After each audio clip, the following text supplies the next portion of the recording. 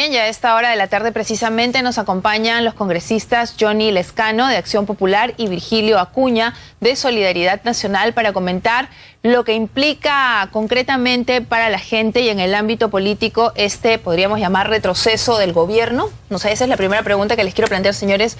Muy buenas noches. Congresista Lezcano, ¿usted considera que esto es un retroceso? Sí, claro, es un retroceso porque obviamente si la población ha rechazado este tipo de afiliación de independientes para que vayan aportando a las AFPs, en el fondo el modelo está para que entren más a las AFPs. Pero, pero dicen que es, digamos, es una suspensión, no es una anulación. No, yo creo que en el fondo lo han llamado suspensión, pero esto tienen que evaluarlo.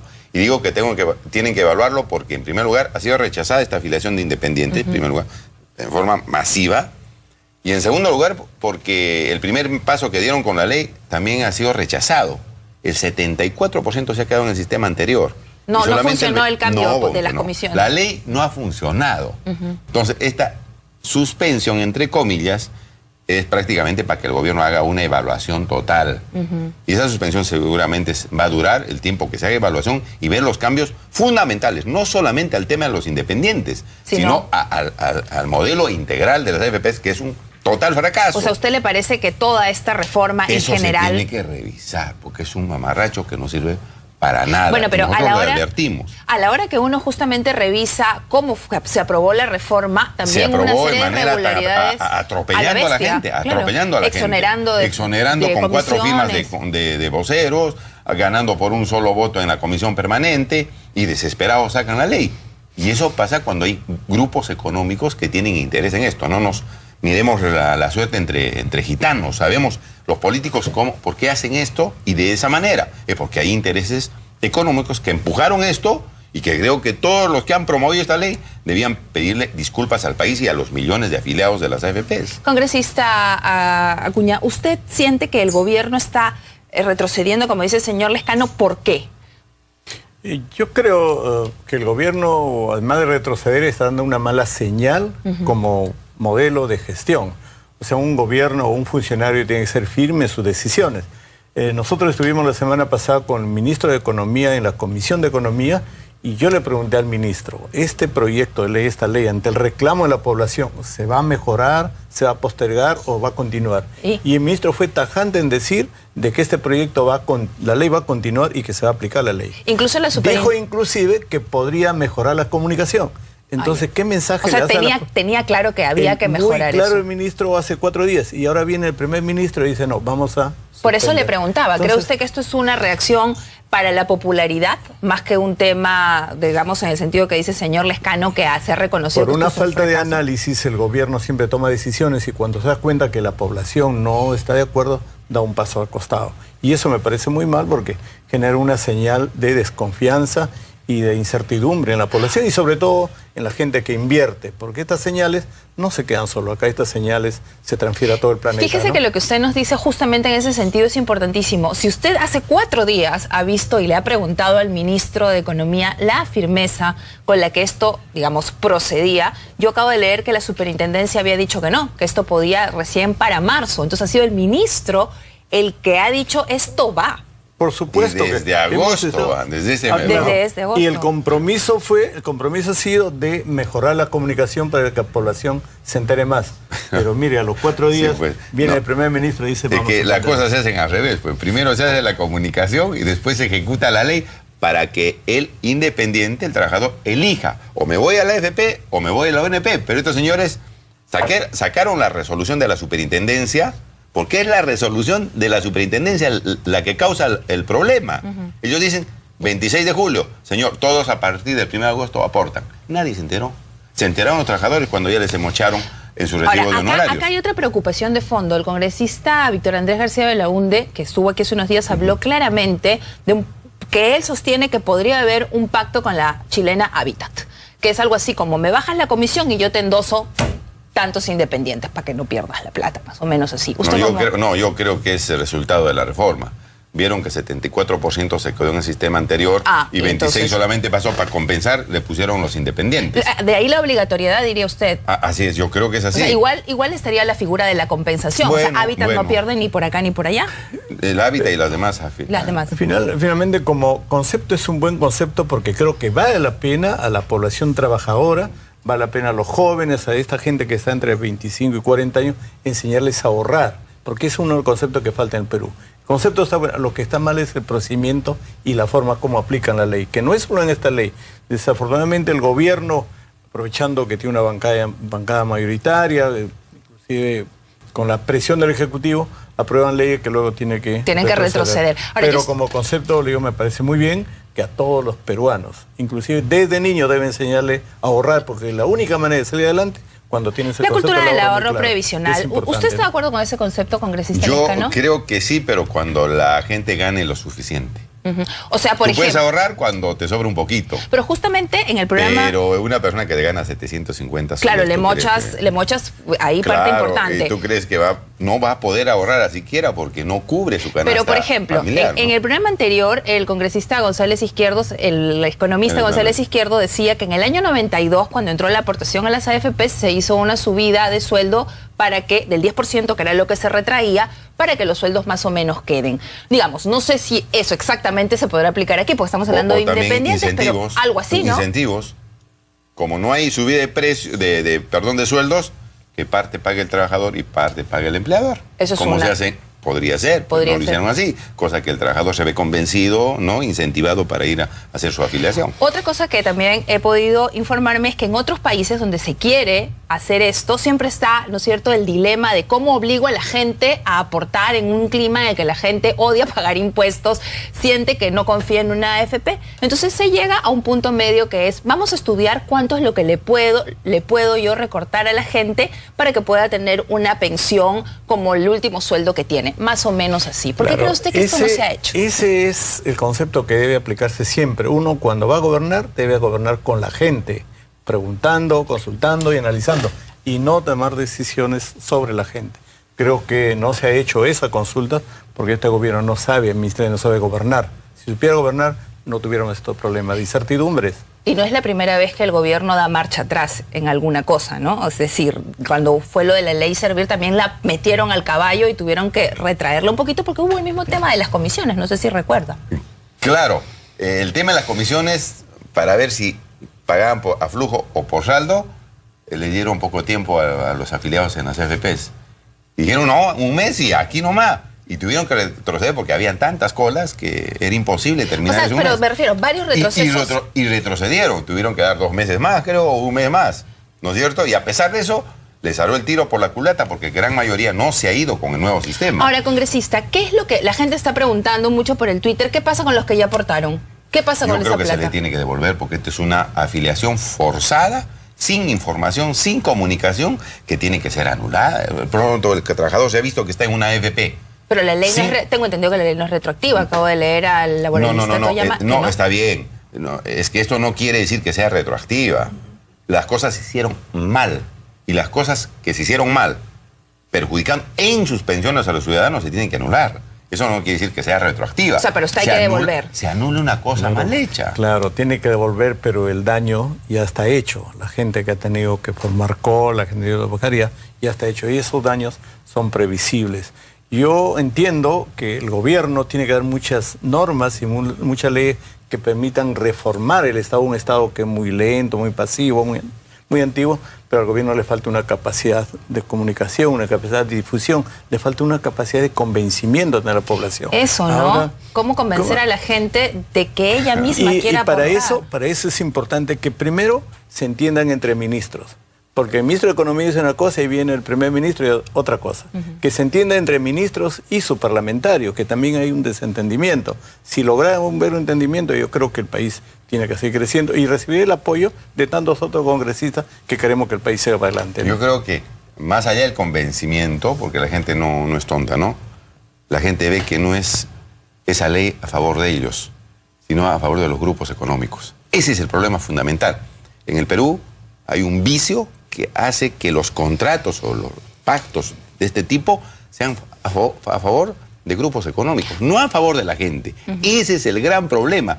Gente del Estado que es corrupta a veces y que hace una serie de concesiones a los grupos económicos a costa de la pobreza de la gente. Pero separemos conceptos, conceptos, perdón un momento. O sea, que la gente tenga una pensión cuando sea mayor no está mal. No es malo. Okay, pero la forma como se está haciendo, le dejan una pensión miserable a la gente y le dan un montón de ganancias al FP. Contratos o convenios entreguistas. Bueno, entonces, en todo caso... Hay que hacerle una cosa. O sea, tenemos que evitar esos contratos o convenios injustos para el país. Pero porque existen convenios injustos no podemos ir contra la población. La población requiere un concepto de ahorro, requiere tener pensiones para adelante, requiere prevenir su jubilación y su edad madura. Por eso yo creo que esta ley, no porque existen contratos injustos, uno puede paralizarlo. Creo que hay que mejorarlo y seguir para adelante. Porque el concepto de ahorro es sumamente importante para todos los peruanos. Así es. Ahora, mira, yo estoy de acuerdo con esto del ahorro. Claro. Pero el asunto es que cuando a veces entregas tu ahorro y no cumples los 20 años de aportación, no te dan pensión. Y ese dinero prácticamente se queda en poder de las AFPs. Y eso no te lo quieren devolver. Hemos pedido que a determinadas personas que ya tienen una cierta edad y no tienen trabajo, eso que es suyo, que ha aportado durante 10 años o 15 años, que no han llegado a los 20. Pero ¿cómo que no se lo quieren devolver? No se lo quieren devolver. Entonces eso a mí me parece terrible, ¿no? A mí me parece terrible. Tenemos que trabajar para que las AFPs cumplan, pero no por esos fallos uno puede evitar hay que cambiar el modelo. Ahorro, ¿no? Yo creo que hay que cambiar el modelo. Ahora, mira, si yo no llego a los 20 años de aporte y necesito mi plata, que me la devuelvan. Es mi patrimonio y me están confiscando forzosamente con complicidad de una ley mal hecha. Pero ¿cómo que la AFP no devuelve? No devuelve, porque mira, yo tengo 50 años, ya no trabajo, no voy a recibir pensión porque ya no tengo trabajo. Y he aportado 10 años y la plata se sigue quedando. ¿Y qué le dice la ahí. AFP a esa persona? 65 años. Y vea usted, pues, si llega usted a los 65 años.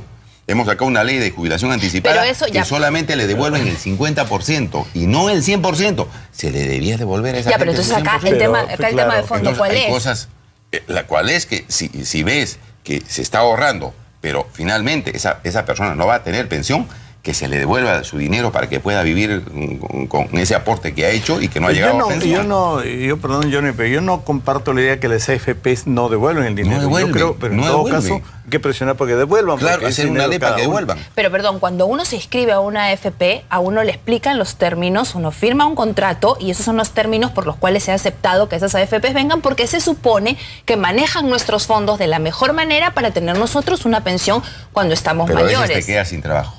De acuerdo. Y no llegas a aportar 20 años. Ya, entonces usted lo que me está diciendo es que eso tiene que cambiar. Tiene que cambiar y devolver ese dinero al aportante. Porque y ese dinero, a veces se mueve la gente y eso sigue ahí. Ahora, y pasan a los herederos. Entonces, no, pues así no es, ¿no? Ahora, de aquí para adelante, desde su punto, ya nos dijo el señor Lescano que para él toda esta reforma tiene que ser revisada, toda completa, porque no ha funcionado. ¿Para usted, congresista? Yo creo que si hay que mejorar cosas, por supuesto que hay que mejorar, pero no podemos retroceder totalmente. Si hay AFPs que no cumplen con el deber del dinero, me parece que es una cuestión sencilla, pero creo que todo lo que es ahorro previsional es un tema muy importante que tenemos que apoyarlo, ¿no? ¿Cómo queda el tema del ministro de Economía en toda esta figura? Mal, pues, como un ministro terco que lamentablemente no sabe escuchar, que no entiende razones, que no es objetivo, que dijo que se le estaba sorprendiendo, que estábamos dando información falsa en la comisión anterior, que estuvo también Virgilio Acuña.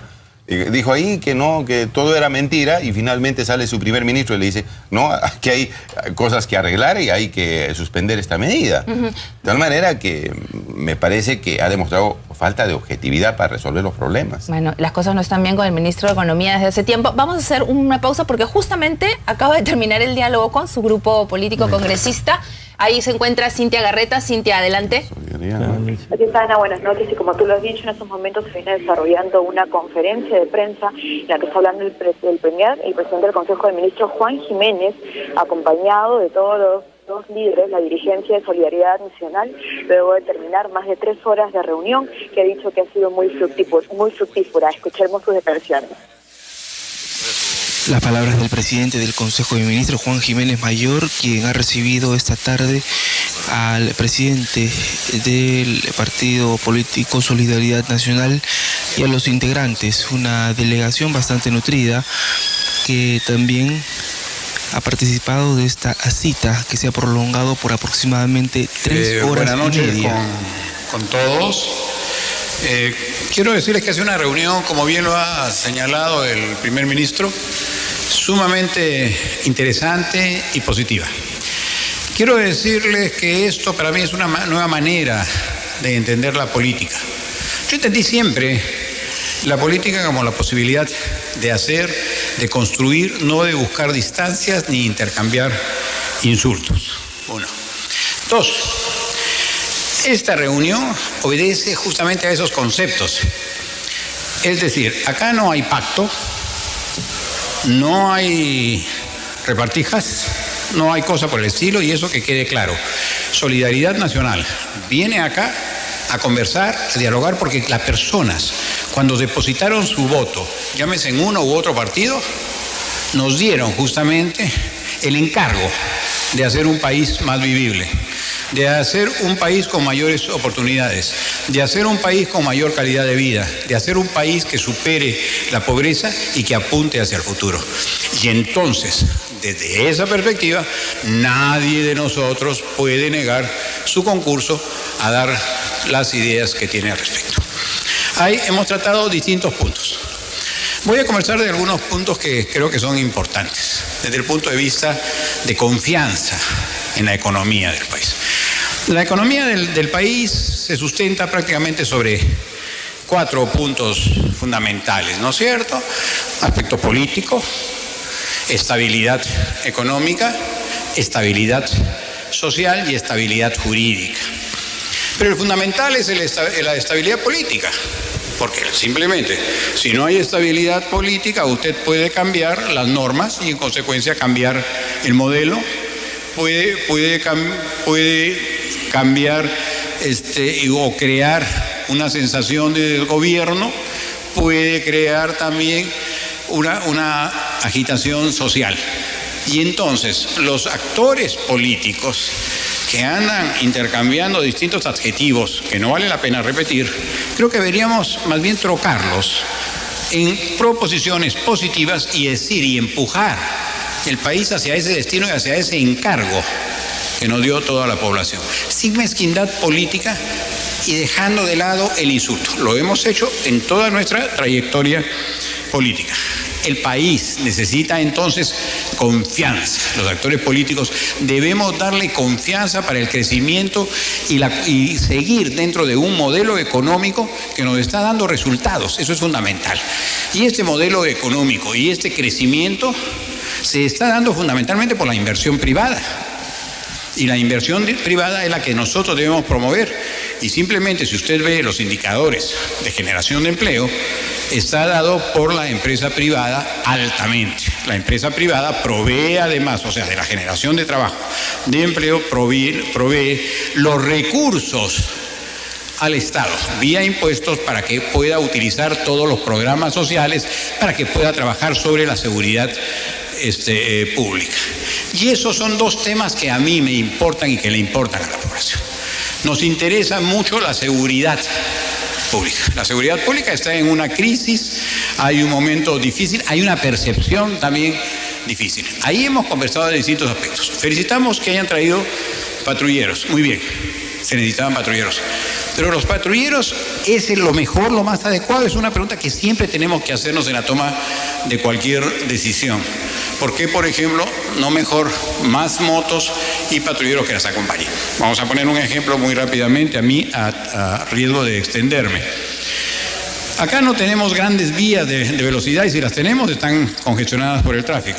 La moto se desplaza mejor con GPS, etcétera. Con mejores sistemas de comunicación, hay que establecerlos. Con mayor racionalidad, y los patrulleros deberían ser a gas. Va a economizarse tremendamente.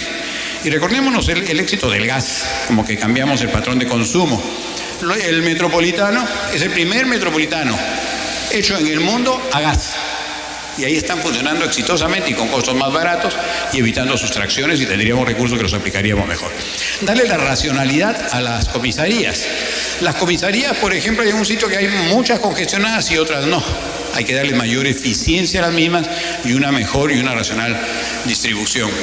Hay que crear, y que podrían estar administradas, por ejemplo, por oficiales retirados y que tienen una hoja de servicios impecables y que entonces pasan a la administración de las mismas por la experiencia que tienen y los jóvenes los sacamos a la calle. Pues eso es bastante importante. Hay que crear un sistema de los puntos de seguridad. Los puntos de seguridad son móviles, como en algún momento tuvimos los hospitales de solidaridad o los hospitales de campaña que se mueven de uno a otro sitio y en algunos lugares que ya sabemos que hay delincuencia entramos y prácticamente los tomamos y con un equipo grande y fuerte. Este elemento se ha dado ya en otras ciudades del mundo exitosamente. Es decir, necesitamos una mayor agresión. Hay que estimular, por favor, a la policía. Todos censuramos a la policía, todos criticamos a la policía. El policía está mal pagado. El policía no tiene reconocimientos. El policía es el que da la vida por nosotros. Y el policía después de una contienda sale herido. Y ese policía va a un hospital y en ese hospital no lo atienden. Está mal atendido. Entonces, ¿de qué estamos hablando de exigirle más al policía si no somos capaces de darle tampoco una vida digna y no somos capaces de estimularlos? Estamos prontos a criticarlos, pero prontos a saludar sus actos heroicos o que a veces se agotan en simplemente en una ceremonia. Eso hay que también que trabajar sobre el elemento humano.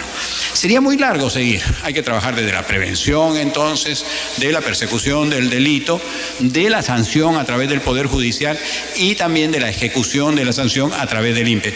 Pero eso, obviamente, no sería muy grande. Otra cosa que sí hemos señalado y destacado. Por ejemplo, en el plan de seguridad ciudadana hay 238 actividades y ninguna tiene presupuesto. Entonces, que no queden las cosas en declaraciones. ¿Qué necesita el país? Eficiencia. Vamos a ver, se ha aumentado los presupuestos, se ha aumentado creo que 40% en el caso de seguridad ciudadana, de 30%, 20%, hay que tomar con cuidado mis cifras. Y esto va acompañado con la eficiencia, va acompañado con los mayores rendimientos. Yo estaba viendo por ahí algunos indicadores en salud y por ejemplo veía en el año 2010 y 2011 se aumenta el presupuesto en casi 900 millones. Las atenciones son las mismas. ¿Qué pasó? O sea, que la cuestión no es aumentar el presupuesto, es ver la calidad del gasto. Tampoco en salud es cuestión que yo hago más operaciones, porque yo te podría decir también, entonces tienes una mala política de prevención de la salud. Hay que entonces que revisar cuáles son los indicadores, cuáles son las tomas de decisiones y cuáles son los objetivos que así se persiguen. Los programas sociales tienen distintas filtraciones y esto viene siendo histórico. Entonces hay que buscar cuáles son las filtraciones. ¿Cómo es que un programa social de un sol, cuánto va realmente al objetivo que persigue y cuánto se queda en el camino? ¿Qué significa? ¿Qué significa todo esto? Significa eficiencia. Eso es lo que hemos conversado. Significa confianza entre nosotros mismos. Significa más paz. Tenemos, aportas el problema de la Haya, la solución. Tenemos que estar más unidos. Más unidos porque hay un valor supremo y que creo que es al que todos nos debemos, que es el Perú. El Perú está primero que nosotros, más allá de cualquier circunstancia o de cualquier aprovechamiento político. Por eso, el papel de solidaridad nacional, en base a la experiencia que ha tenido en distintas instituciones, llámese en EMAPE, llámese en E-Salud, ante Seguro Social o en la municipalidad, sabe cómo funciona la gestión pública. Cuán bueno es también recuperar al funcionario público que tiene un gran potencial y que siempre es solo sancionado y nunca es reconocido.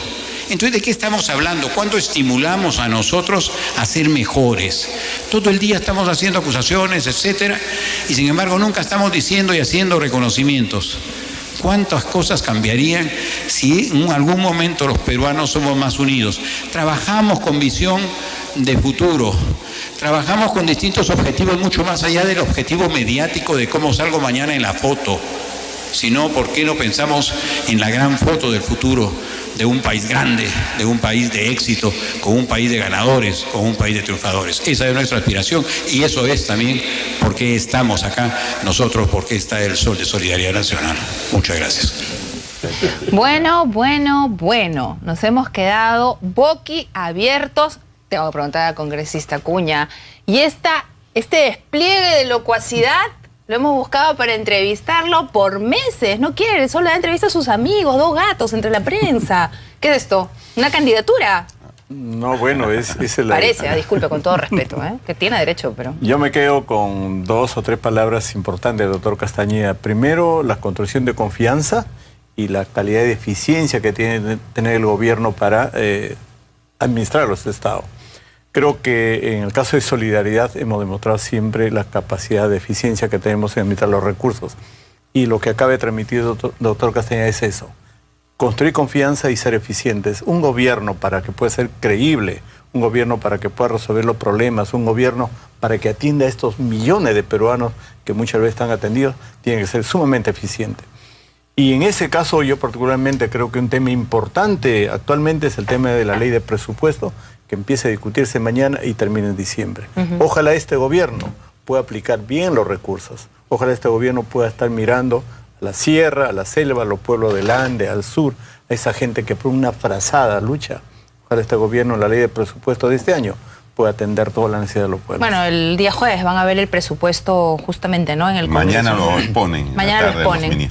Mañana lo van a ver. ¿Usted sí? Y veremos ahí si este gobierno realmente tiene el interés de atender a las comunidades, si tiene ese interés de ser un gobierno integrador. ¿Ustedes ya han recibido lo que va a ser el proyecto? Por esto lo estamos estudiando. Hay una serie de temas muy interesantes que hay que debatir y hay temas centrales de todo tipo, ¿no? El caso de las nevadas de Puno, por ejemplo, ¿no? No hay una previsión, a pesar que hay un plan nacional de emergencia que desde el 2010, no solamente en este gobierno, sino el gobierno de Alan García se le remitió. Pero parece que no se aplica. No sé en qué están pensando, pero ahí se les dice, oiga, van a venir nevadas, tienen que tomar previsiones, tienen que hacer cosas para evitar daños en esta zona. Han muerto miles de cabezas de ganado, camélidos, alpacas, se han perjudicado los embrios, se están perjudicando en todo. Pero están distraídos en otras cosas, pues, porque estos lugares los ven muy lejanos, ¿no? Claro. Hemos enviado, yo era parlamentario en 2010 por Puno, de 17 oficios a los ministros sobre este asunto. Sobre el friaje. Sobre el friaje. 17 oficios, yo los tengo ahí. Y hay plan de, señor, de emergencia, tienen que aplicarlos, cuidado. Y van a venir con más fuerza estos fenómenos en los próximos años. Es que esa es la parte que uno no comprende realmente, porque el ministro de Vivienda dice como que... Y por eso yo no comparto con Lucho Castañeda esto del modelo. Y hablábamos en el corte, ¿no? ¿Qué modelo? Si el modelo nos ha traído este abandono en las zonas andinas y nos ha traído el regreso de la tuberculosis. ¿Qué modelo? Y este proyecto de ley, y yo lo he revisado un poco, este proyecto de ley también desatiende a los pueblos, porque el nuevo presupuesto son 118.000. Así es. Son 10.000 millones más que el presente año. Y esos 10.000 millones más se concentra en el gobierno nacional. Me parece que como el 60% está está en gobierno central.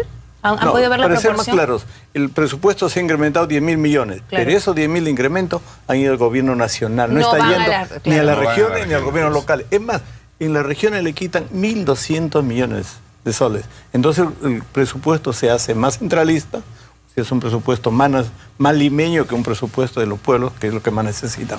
Ahí hay una crítica directa que lo trataremos mañana.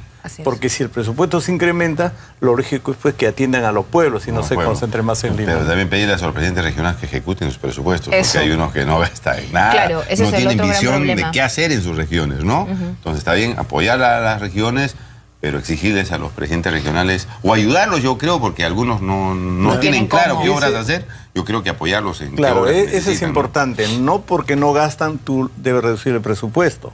Lo que es ayudarlos, fortalecerles, gestionar mejor, pero no quitarle dinero, ¿no? Sí, Bien, señores, el tiempo se me ha acabado. Igual, muchas gracias. Nos han quedado claras sus posiciones respecto a lo de los aportes. Vamos a ver cómo termina y, por supuesto, los volveremos a invitar a ver para hablar de presupuesto.